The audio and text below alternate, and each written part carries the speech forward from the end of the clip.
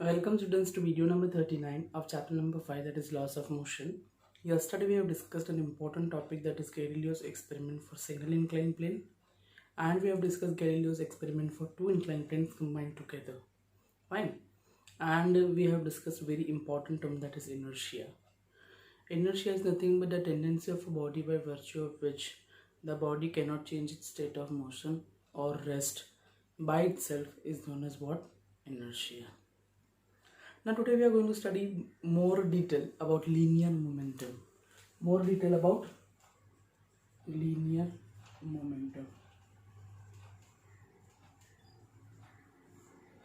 Before moving to linear momentum, I want to tell you that mass is the measure of what? Inertia. Mass is the measure of inertia. Mass is the measure of inertia. How is it so? Mass is the measure of inertia. How you can justify the statement? Mass is the measure of inertia. I'll tell you by one example. Suppose you're having a football and you are having the same size stone with you. Clear? If you try to kick the football will flies away. Yes or no? But if you are trying to kick the same size stone, you'll be able to notice that you will injure but stone will not move. Yes or no? Why? The stone has heavier mass as compared to football. So here we can write that mass of stone is greater than mass of football. Yes or no? Mass of stone is greater than mass of football. Here remember one thing. The thing which is having more mass, will oppose the change in its state, will oppose more to the change in its state. Remember, football and stone both were lying at rest. We kicked the football. Clear? As the mass of the football is less, opposition to its motion, opposition to its change of rest, the change to this rest will be less.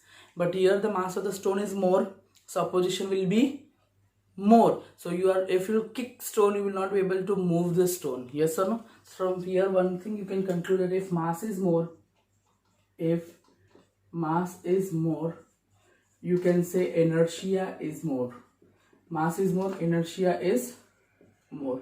Inertia is nothing but what? Opposition to change in its state is more. Opposition to change its state is more. You can precisely say that. Here opposition is more means inertia is more. Yes or no? Because we are kicking the stone, but what happens? Stone does not move.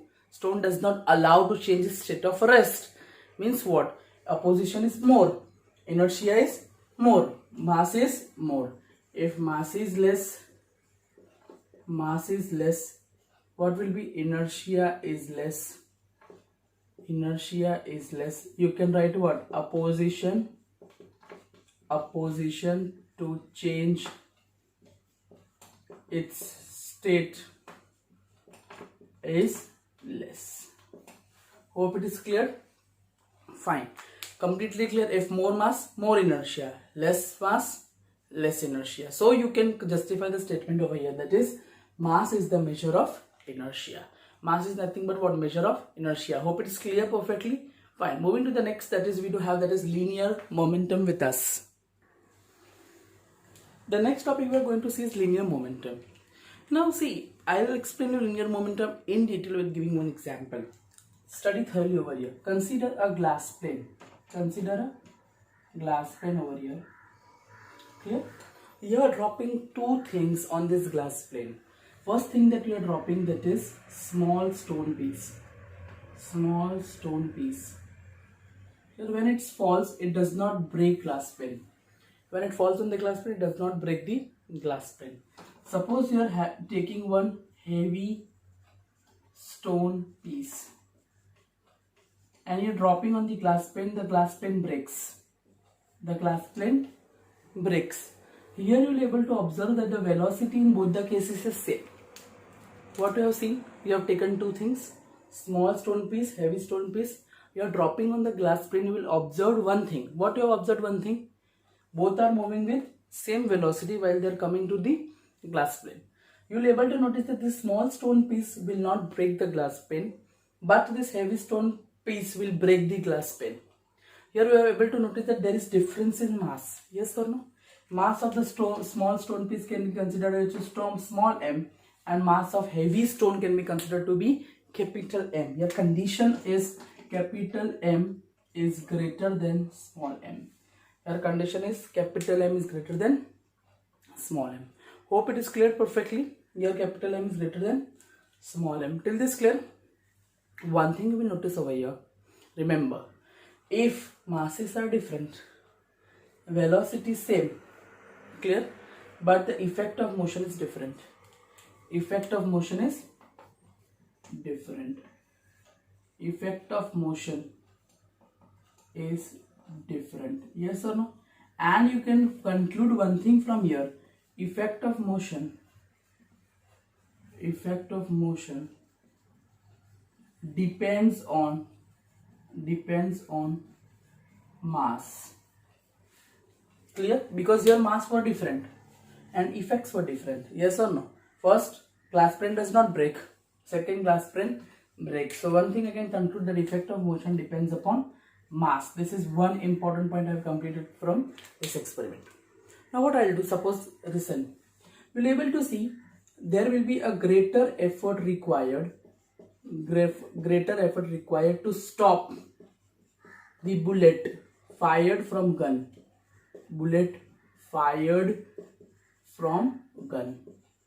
Clear? And less effort is required to stop the same mass bullet, to stop the bullet of same mass thrown by hand.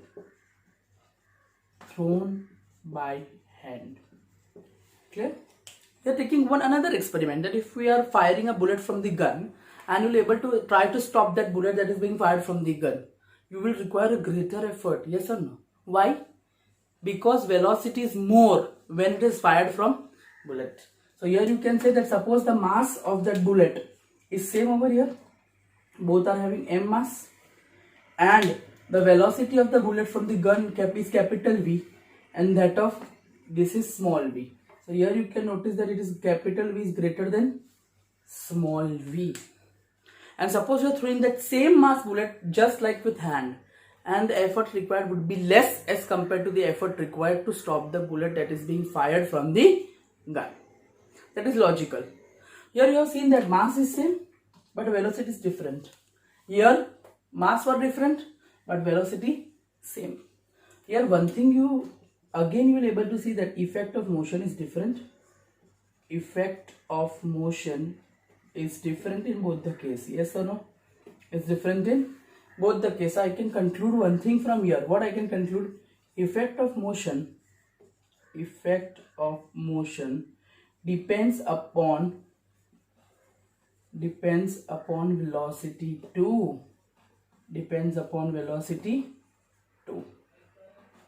Here we are able to notice that effect of motion is having dependence on velocity too. Dependence on mass too.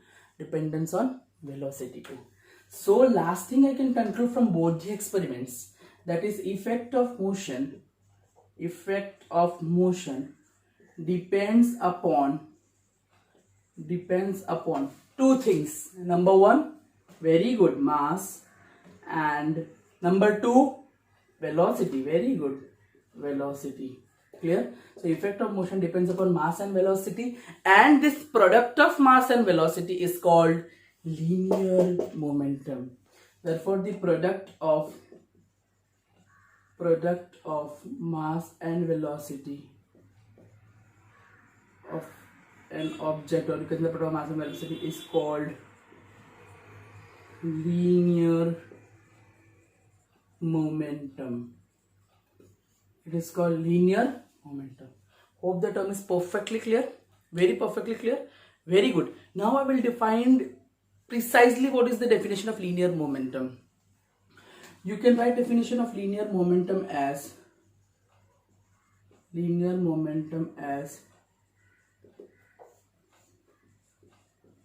the quantity of motion possessed by a body. The quantity of motion possessed by a body or product of mass and velocity of the body. Mass and velocity of the body is called linear momentum. Is called linear momentum. Hope it is perfectly clear. The main important definition of linear momentum is the quantity of motion possessed by the body. The quantity of motion possessed by the body is known as what? Linear momentum of that body. Hope it is perfectly clear. Very good. Moving ahead. Here you will be able to notice that linear momentum is a scalar or vector quantity. Tell me, is it scalar or vector? It's vector quantity. Very good. So you can write that linear momentum is a vector quantity. Linear momentum is a vector quantity. Why it is vector quantity? Can anybody tell me? Its magnitude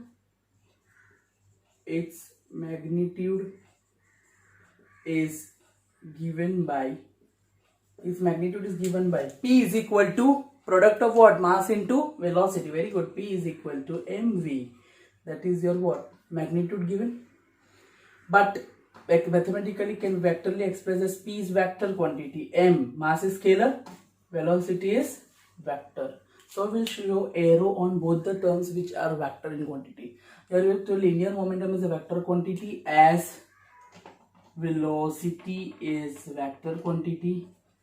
As velocity is vector quantity and mass is scalar.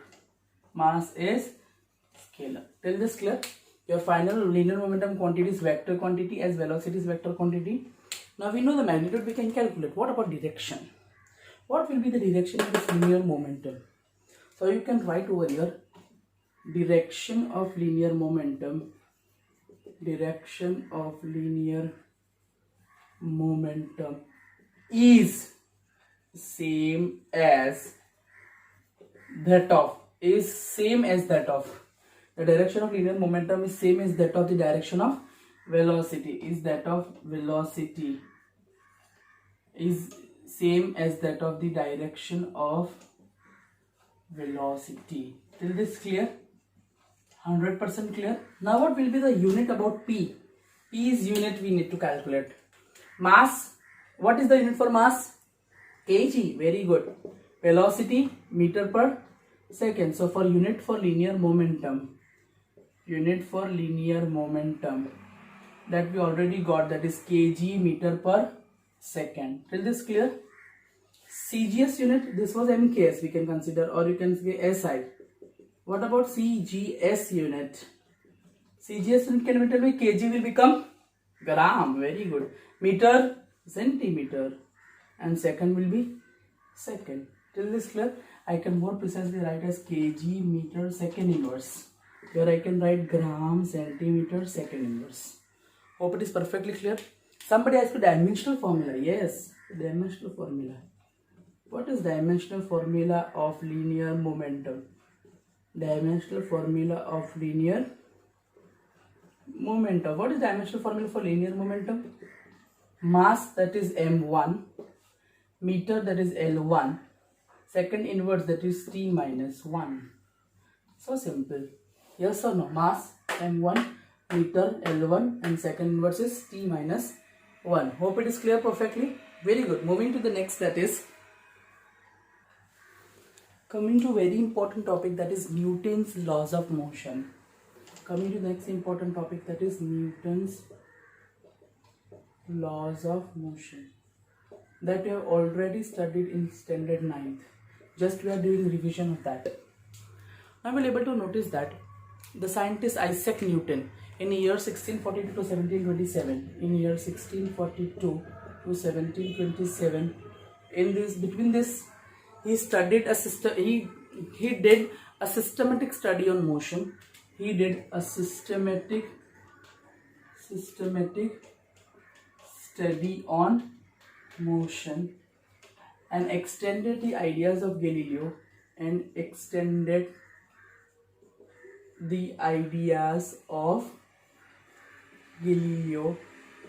and gave three laws of motion and gave three laws of motion. Yes or no? He gave three laws of motion. Can you tell me the Newton's first law of motion that everybody knows? Yes. The body in rest will continue to be in the rest, or the body in motion will continue to be in the motion unless and until compelled by some external force acting on it to change the state of the body. Clear? In order to change the state of the body at rest will continue to be in the rest, and the body in the uniform motion will continue to be in the uniform motion unless and until acted upon by some external force on it. That was Newton's first law. What is Newton's second law? The rate of change of momentum is directly proportional to the applied force. The change that takes place is in the direction of the applied force. dP by dt is equal to F. And third, to every action there is equal and opposite reaction. That is Newton's third law. Hope it is clear perfectly. What is Newton's first law? Again we'll define. The change of, you can say that the object at rest or in uniform motion in a straight line will continue to be at rest or in uniform motion in a straight line unless and until compelled by some external force on it. It is not going to change its state. If it is in rest, it will be in the rest. If it is in motion, it will be in the motion. If you apply external force on it, it will try to change its state unless and until it won't change its state. Till this clear perfectly? Hope it is clear perfectly. We'll move more detail into Newton's first law. Okay, we know the statement for Newton's law of Newton's first law of motion. So we can write Newton's first law of motion. Let us write down the statement and then we'll study it in detail. Newton's first law of motion. What is Newton's first law of motion? Every body in the state of rest, every body continues to be in the state of rest,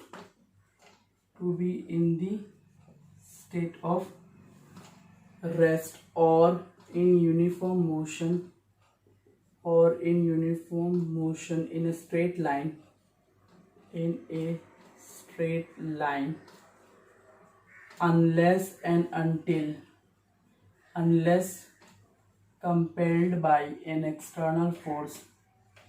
unless compelled by an external force to change that state.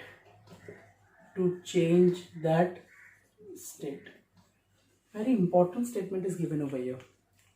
Think. Every body continues to be in the state of rest or in uniform motion in a straight line unless compelled by an external force to change that state. If you are not applying any external force to it, it is not going to change its state of rest or in state of motion. Very first statement, I am dividing this entire statement into three compartments and I will explain you in detail.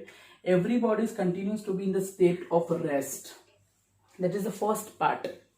I will explain you first part. Suppose if the chair is lying on the floor, is it going to change its state by itself? Is it the chair is going to move by itself? No. The chair is not going to move anywhere, will be stationary unless and until you apply force and change its position. Yes or no? So this is the first part explanation. That every body continues to be in the state of rest.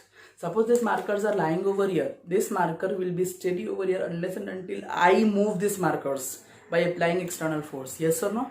So first part is very clear, that every body continues to be in the state of rest, will continue in the state of rest unless and until an external force is compelled to change that state. Till this clear? Now the second part in this we are going to see, that is, I am marking with blue color, or in uniform motion in a straight line. Second part we do have, that is, or in uniform motion in a straight line. I will give you one best example over here. Suppose you are rolling a ball on a frictionless surface.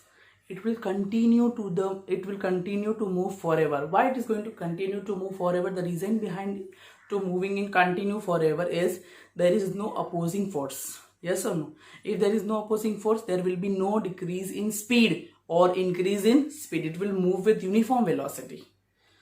Or if you can say that if you have rolled a ball on not a rough surface, not on smooth surface, but on rough surface, what will happen? It will cover some distance and after that it is going to come at rest. Here state is changed from motion to rest. Why the change is state, where there is change in the state from rest to motion to rest? Because there is some opposing force. External force is compelled on the system. External force is acting on the ball. That's why the ball's speed is decreased. Yes or no? And eventually comes to rest by changing the state from motion to rest. Similarly, the second statement gives you the confirmation that if you want to increase or decrease the speed, if you want to increase or decrease speed, if you want to increase or decrease the speed of the object, if you want to increase, then force need to be applied. Force applied in direction of motion. Force is applied in direction of motion, remember. And if you want to decrease the speed, then force need to apply